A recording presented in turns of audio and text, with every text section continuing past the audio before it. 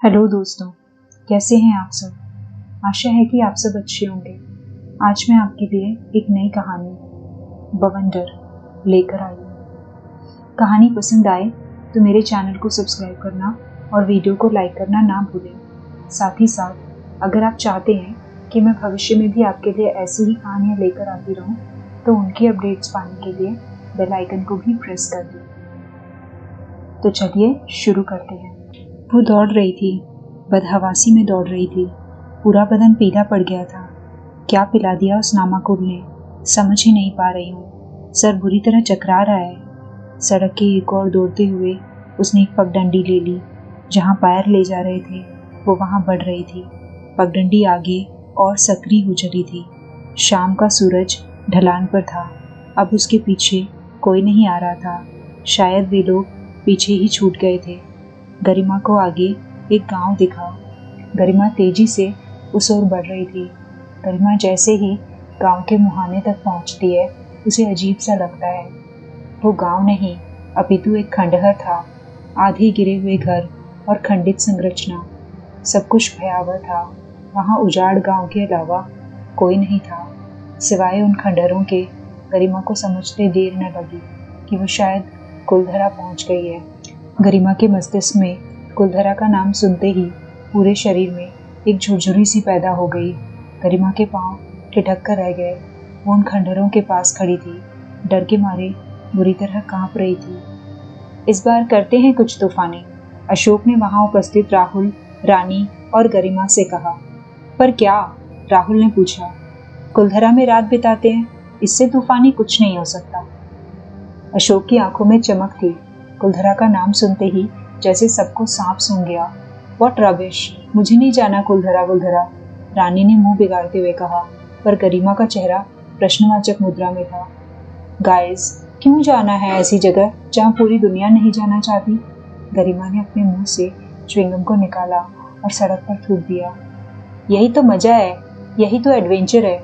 सोचो तुम्हारे YouTube channel पर कितने लाइक्स आएंगे, रानी के फेसबुक पर कितने कमेंट आएंगे, राहुल की टिकटॉक और मेरी इंस्टाग्राम, हम चारों इस कॉलेज के हीरो होंगे।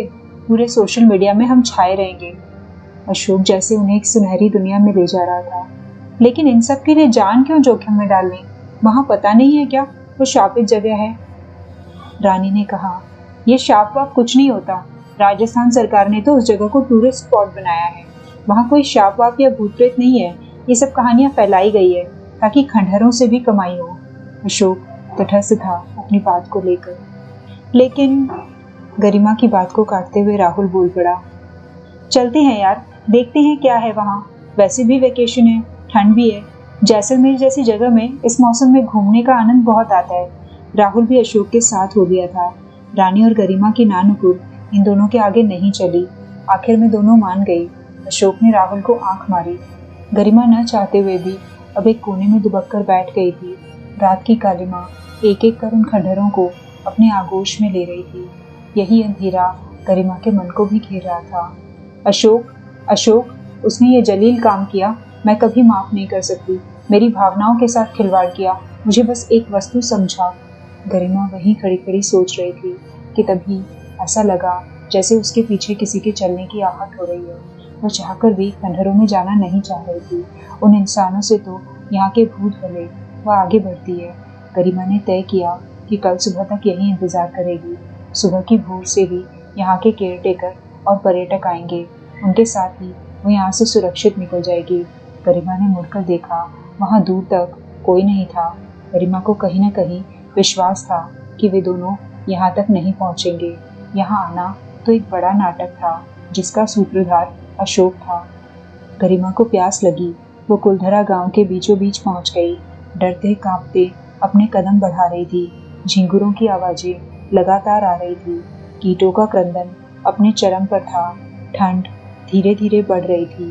खंडहर से रह रहकर अजीब आवाजें आ रही थी। आवाजें ऐसी कि जैसे किसी की आहट हो, मानो टूटी हुई ईंटें आपस में बात कर रही हों। रेत पर साए साए करते पवन के झोंके अजीब ही वातावरण का निर्माण कर रहे थे। गरिमा के हर कदम से जो सरसराहट पैदा हो रही थी, उससे वहां खंडित हो चुके मकान गरिमा को घूर रहे थे। मानो कह रहे हो, अब भी समय है, चले जाओ इस जगह से। जैसलमेर उतरकर उन्होंने होटल में शिरकत की। फ्रेश होने के बाद लंच किया और निकल पड़े जैसलमेर घूमने। रात कुल्हरा में बितानी थी।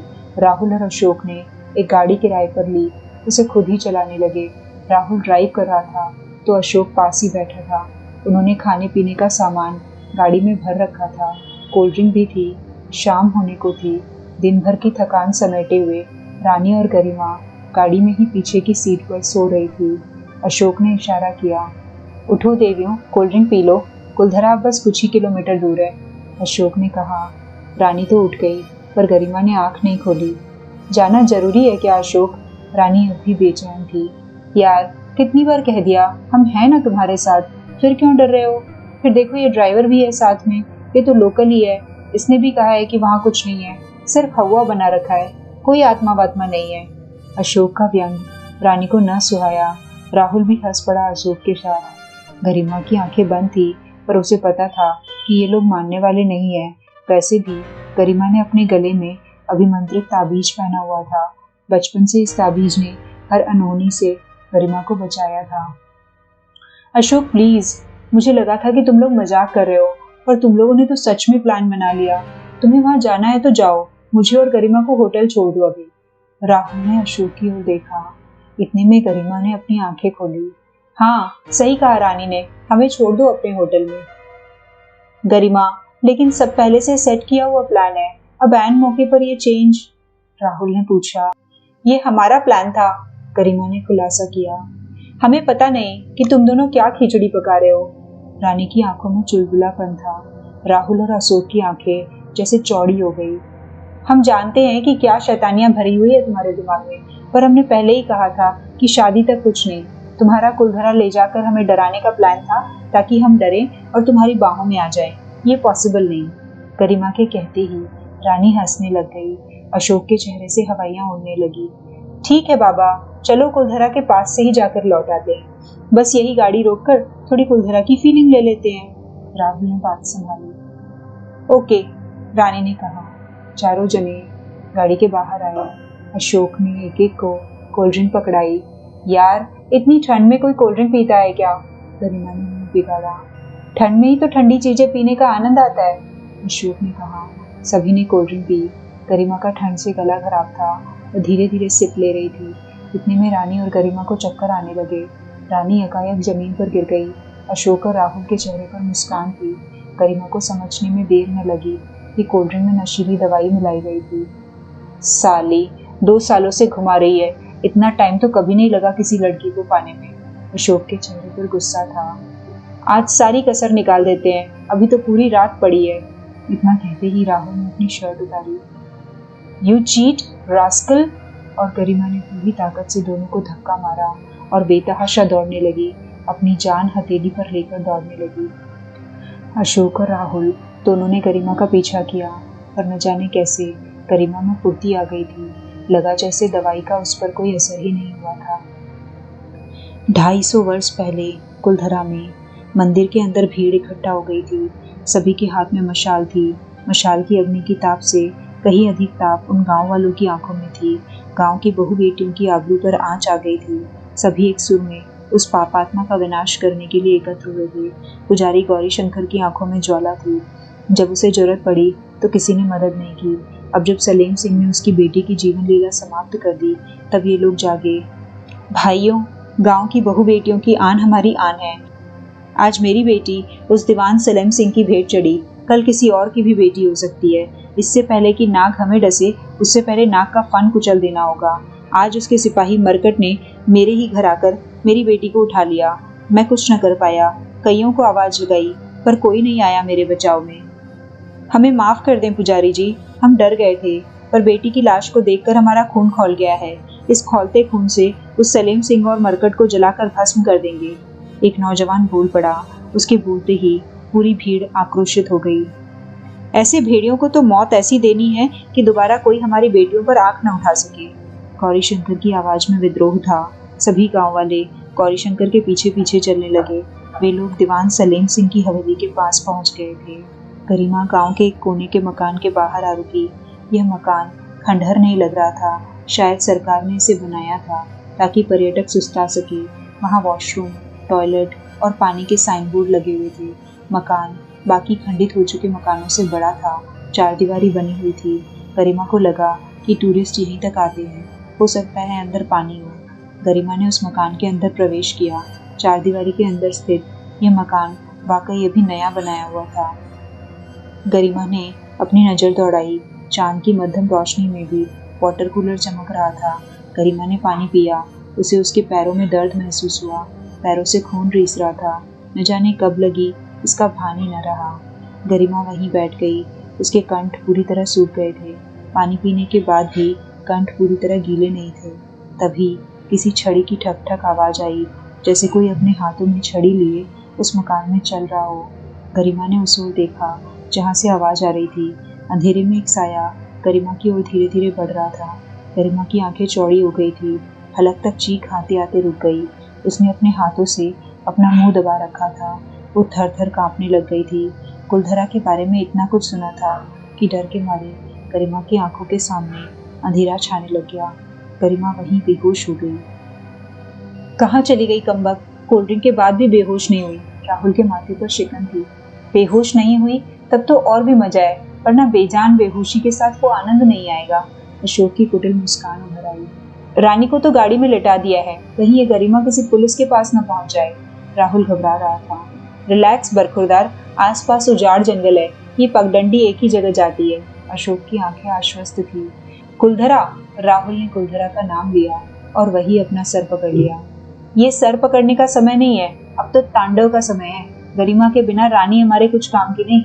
गरिमा में एक अलग ही कशिश है, उसे पाना ही मेरा मकसद था, है और रहेगा। अशोक के चिल्लाते ही राहुल के माथे पर शिकन पैदा हो गई। पर अशोक, कुलधरा, फिक्र न कर मूर्ख, मैंने पहले ही कहा था कुलधरा के खंडहरों में आज हम रासलीला करेंगे। मेरा स्वप्न पूरा हो जाएगा, जन्नत इन खंडहर। अशोक ने अपने दांत खींच लिए और फिर जोर जोर से हंसने लगा। दोनों कुलधरा की ओर चलने लगे। कुलधरा आगे 1 किलोमीटर की दूरी पर उजाड़ था उनकी प्रतीक्षा में। उठो, उठो बेटी। गरिमा की आंखें खुलती है। उसे धुंधला सा एक हाथ दिखता है। उसके हाथ में एक ग्लास थी। ग्लास लिए हुए एक बूढ़े बाबा पास ही बैठे हुए थे। उनके हाथों में एक छड़ी थी। छड़ी का मुख किसी जानवर के मुंह के समान था, शायद सर्प के समान। उस वृद्ध इंसान की दाढ़ी उसके सीने तक लटक रही थी, पर एक अलग ही तेज था उसके चेहरे पर। आप कौन? गरिमा डरते डरते बोली। मैं यहाँ का चौकीदार। मतलब? पर यहाँ तो रात को रुकना मना है, ये तो शापित जगह है। गरिमा ने पूछा। सभी मनगढ़ंत बातें हैं यहाँ। जब से राजस्थान सरकार ने इसे पर्यटन केंद्र बनाया है, तब से यहाँ इतनी ज्यादा संख्या में पर्यटक आते हैं कि अगर भूत प्रेत हो भी तो अब नहीं टिकेंगे। वह वृद्ध हंसने लग गया। हंसते ही उसके कुछ दांत दिख पड़े, बाकी दांत नदारद थे। पर बाबा, आप इतने बुढ़े हो, इतने उम्र दराज हो, आप कैसे करते हो चौकीदारी? बेटी, वृद्ध हूँ, जिंदगी जी ली है मैंने, कोई भी यहाँ रात्रि में ठहरना नहीं चाहता। मुझ जैसे कंकाल से प्रेतों को क्या लेना देना, रात ही तो काटनी होती है, तो रह जाता हूँ मस्तराम बनकर। इसी बहाने 2 जून रोटी की जुगाड़ हो जाती है। और यहाँ कोई नहीं आता रात में। डर भी बड़ा अजीब होता है, आप सोचो तो प्रेत सामने आ जाए, वरना भगवान। वृद्ध की बात सुनकर गरिमा अचंभित हो गई। कितना सही कहा वृद्ध ने कि मन में जैसी रही भावना तब तैसी मूरत पाई। मेरे लिए तो आप भगवान से कम नहीं। इतना कहते ही गरिमा की आंखों में आंसू आ गए। वृद्ध के पूछने पर गरिमा ने सारी बात बता दी। बेटी, तुम फिक्र न करो, यहाँ कोई नहीं आता जाता, यहाँ तुम सुरक्षित हो। वृद्ध ने कहा। बाबा, यहाँ की असली कहानी क्या है? क्यों लोग यहाँ नहीं आते? क्या ये जगह शापित है? सभी गांव वालों के पास लाख थी। सभी ने अपने हाथों में घास फूस और लकड़ियां ले रखी थी। दीवान के मकान के बाहर उपस्थित सभी सैनिकों को रात के सन्नाटे में मौत दे दी। हवेली पर लाख को चिपटाकर पूरी हवेली को आग लगा दी। हवेली धू धू कर जलने लगी थी। दीवान सलीम सिंह उससे पहले कुछ जान पाता जल उठा। मरकट सिंह अग्नि के ताप से प्रभावित होकर बंदरों की भांति उछल कूद करने लगा। आखिरकार दोनों उस मकान में घुट घुट कर मर गए। उनकी अजली लाश वहीं छोड़ दी गई। उसकी लाश को अंतिम संस्कार भी नसीब न हुआ। दोनों की लाशों को चील कौओं के खाने के लिए छोड़ दिया गया। गौरी शंकर ने देखा, भीड़ ने अपना बदला ले लिया है। वह पलटा। भाइयों, इन दोनों की लाश से ये पवित्र धरा अपवित्र हो गई है। हम इस धरा को छोड़ नहीं सकते। ये हमारी माँ है, पर राजा को जब पता चलेगा तब उसका कहर हमारी इस धरा पर किसी शोले की तरह बरसेगा। मैं निवेदन करूंगा कि सारे अपनी बहू बेटियों और बच्चों को यहाँ से दूर ले जाएं। मैं यही रहूंगा। इसी मकान में मेरी बेटी की अस्मत लूटी गई थी। मेरे आगे पीछे कोई नहीं है। मेरी बेटी के मृत्यु उपरांत मेरे जीने की इच्छा नहीं है। गौरीशंकर की बात सुनते ही बाकी सभी ने इस जगह को छोड़ने के लिए मना कर दिया, परंतु गांव के पुजारी होने के नाते गौरीशंकर ने उन्हें किसी तरह मना लिया। राजा के कहर को सहन करने की क्षमता किसी में भी नहीं थी। सभी गांव वाले रातों रात उस गांव को छोड़कर पलायन कर गए। गांव जैसे खंडहर में तब्दील हो गया। बेटी, लंबी कहानी है। इस गांव की बहु बेटियों पर जब रसूखदार की कुदृष्टि पड़ी तब पूरा गांव एकत्रित हो गया। गांव ने बदला तो ले लिया, पर गांव पर जैसे कहर टूट गया हो। जनता अपने राजा से नहीं लड़ सकती। राजा ने कई मकान उजाड़ दिए, पानी में जहर घोल दिया। ये जगह रहने लायक नहीं रही। वृद्ध ने एक सांस में सारी बात कह दी। कितनी भयावह स्थिति थी उस समय। नारी तब भी एक विषय वस्तु थी और आज भी। गरिमा गंभीर हो गई। नहीं बेटी, नारी सम्मान है, नारी मान है, नारी माँ है, बेटी है, बहू है, पत्नी है। कई रूप है नारी के। जब भी नारी का अपमान हुआ तब महाभारत हुई। पर तब तो श्री कृष्ण थे। आज कलयुग में कली नहीं। गरिमा के कहते ही उसके आंसू छलक आए। अशोक और राहुल दोनों कुलधरा गांव में पहुंच गए थे। खंडहरों में सिमटा हुआ गांव अपने आप में एक कहानी लिए हुए था, पर अशोक की आंखें किसी शिकारी की तरह अपना शिकार ढूंढ रही थी। वो देखो, चुन्नी। अशोक ने एक और इशारा किया। ये तो गरिमा की है, राहुल ने कहा। वो यही है, चलो ढूंढते हैं। यहाँ उसकी चीख सुनने वाला कोई नहीं होगा। वैसे भी खंडहरों में जब चीखें गूंजेगी, जब दर्द अपनी चरम पर होगा, उससे जो सुकून मिलेगा, आनंद मिलेगा, उसका कोई सानी नहीं।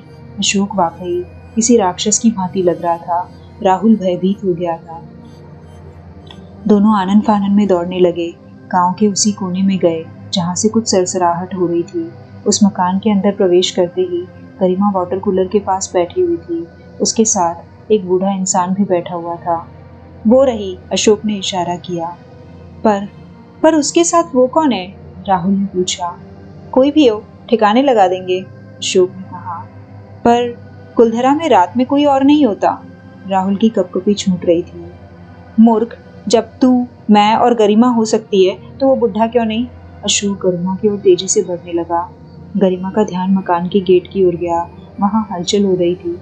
गरिमा अशोक और राहुल को देख सकपका गई। वो उठने लगी, पर उसके पैरों में भयंकर दर्द उठा। उससे चला भी नहीं जा रहा था। वृद्ध ने मुड़कर देखा। सामने से दो शैतान इंसानी रूप में उनकी ओर आते हुए दिखे। वृद्ध खड़ा हो गया। अशोक ने वृद्ध को धक्का दिया। वह वृद्ध एक ओर जा गिरा। कहाँ जाएगी मेरी पारो, अब कितना सताओगी? अशोक ने गरिमा का हाथ पकड़ते हुए कहा। वृद्ध उठा। ये क्या कर रहे हो? तुम कमीने हो, छोड़ दो इस लड़की को, वरना क्या बुढ़े, मारेगा? तू मारेगा हमें? अशोक उस वृद्ध के नजदीक आ गया। उसने अपनी लात उस वृद्ध के पेट में मारी। वृद्ध टस से मस न हुआ। अशोक आश्चर्यचकित हो गया था। राहुल का डर अब सच में बदलने वाला था। अचानक एक तेज हवा का झोंका आया। कुछ ही पलों में धूल भरी आंधी उठी। अशोक और राहुल की आंखों में धूल के कण बेतहाशा भर गए। उन्हें कुछ भी नहीं दिख रहा था। काफी देर के बाद अशोक और राहुल अपनी आंखें खोलने में सफल हुए। दोनों दर्द से बुरी तरह कराह रहे थे। वे जैसे किसी और ही जगह पहुंच गए थे। वो गांव खंडहर नहीं था, बल्कि वहां पक्के मकान बने हुए थे। हल्की हल्की रोशनी हर घर से आ रही थी। कहाँ आ गए अशोक? राहुल ने पूछा। अशोक जैसे भाप ही नहीं पा रहा था कि वो कहाँ पहुंच गया। उसके दिमाग में जैसे अंतहीन कोलाहल चल रहा था। राहुल ने अशोक को झकझोरा। गरिमा और वो वृद्ध वहां से गायब थे। दोनों उस मकान से बाहर आ गए। तभी बाहर गेट पर लोगों का हुजूम दिखा। उनके हाथों में मशाल थी। यही वो शैतान है, इन्होंने ही हमारी बहु बेटियों पर नजर डाली है, एक इंसान ने उग्र भाषा में उद्गार व्यक्त किए, जो उस पूरी भीड़ का नेतृत्व कर रहा था। इतने लोगों को देख अशोक का सर बुरी तरह चकरा रहा था। राहुल भी फटी आंखों से उन्हें घूर रहा था। पूरी भीड़ जैसे पागल हो गई थी और मशाल लिए अशोक और राहुल की ओर बढ़ रही थी। अशोक और राहुल को कुछ समझ नहीं आ रहा था। दोनों ने चिल्लाया पर उनकी आवाजें मानो निकल ही नहीं पा रही थी। भीड़ ने एक एक कर मशाल उनकी ओर फेंकी। आग से दोनों झुलस गए थे। भीड़ ने लाख के टुकड़े उनकी ओर फेंक दिए। दोनों भभक कर जल उठे। उनकी चित्कार हृदय विदारक थी, पर भीड़ जैसे अपने आपे में नहीं थी। कुछ ही पल में दोनों जलकर भस्म हो गए। भीड़ का गुस्सा शांत हुआ। भीड़ ने जयघोष के नारे लगाए। अचानक एक बवंडर उठा। भयंकर धूल भरी आंधी उठी, मानो पूरे गांव को उस बवंडर ने अपने में समा लिया था। हर मकान उस बवंडर में अपनी अपनी धरोहर समाता जा रहा था। कई लोग भी आसमान में उड़ते हुए दिखे। थोड़ी ही देर में बवंडर उस गांव से जा चुका था। गरिमा अब भी उस वाटर कूलर के पास बैठी थी। अशोक और राहुल यकायक नदारद हो गए थे। बाबा, ये कहाँ गए? अभी तो यहीं थे। गरिमा आश्चर्यचकित हो गई थी। मैं नहीं जानता, आज पहली बार लगा कि यहाँ कुछ तो है जो आज भी अपनी बहू बेटियों की रक्षा करता है, वरना ऐसा बवंडर मैंने आज तक नहीं देखा। शायद उस बवंडर ने दोनों को लीन लिया और उन्हें कहीं दूर फेंक दिया हो, जहाँ से वो न आ सके। पर मैं डर गई हूँ बाबा। गरिमा वाकई डर गई थी। अरे तुम क्यों डर रही हो? डरना तो उन्हें चाहिए। यहाँ आज भी कुछ तो है जो तुम्हें और मुझे सुरक्षा दे रहा है। डरो मत, ये धरा अपनी है। इतना कहते ही जैसे गरिमा में डर धीरे धीरे खत्म होने लगा। थोड़ी ही देर में सुबह हो गई थी। वृद्ध ने गरिमा के पैरों को हाथ लगाया। हाथ लगाते ही जैसे गरिमा के पैरों की तड़प छूमंतर हो गई। गरिमा को थोड़ा अजीब लगा, पर शायद बूढ़े के हाथ में कोई जादू था। गरिमा चलने के लिए रवाना हुई। भोर हो चुकी थी। बाबा, चलते हैं यहाँ से, आपकी ड्यूटी भी खत्म हो गई है। मेरी ड्यूटी? वृद्ध हंसने लगा। तुम जाओ, मेरी सीमा यहीं तक है। वृद्ध मुस्कुराया। मतलब? मेरी ड्यूटी अभी तक यही है। गांव वाले आज भी अपनी बहू बेटियों की रक्षा करते हैं। वृद्ध की आंखों में चमक थी। आप कौन हो? मैं गौरी शंकर। सुबह हुई। गरिमा जैसे तैसे लंगड़ाते हुए गाड़ी के पास पहुंच गई थी। गाड़ी में रानी अभी बेहोश थी। रानी को उठाया, सारी बात बताई। वो वृद्ध कहाँ है? रानी ने पूछा। वो तो अपना नाम बता, मेरे सामने ही ओझल हो गया। उसका शरीर मानो धूल बन गया और उस गांव की मिट्टी में मिल गया। गरिमा को अब डर नहीं लग रहा था। दोस्तों, आपको मेरी ये कहानी कैसी लगी कमेंट सेक्शन में जरूर बताइएगा। अगर कहानी पसंद आई हो तो इसे जितना हो सके शेयर कीजिएगा, ताकि आपके साथ साथ और भी लोग इस कहानी का मजा ले सकें।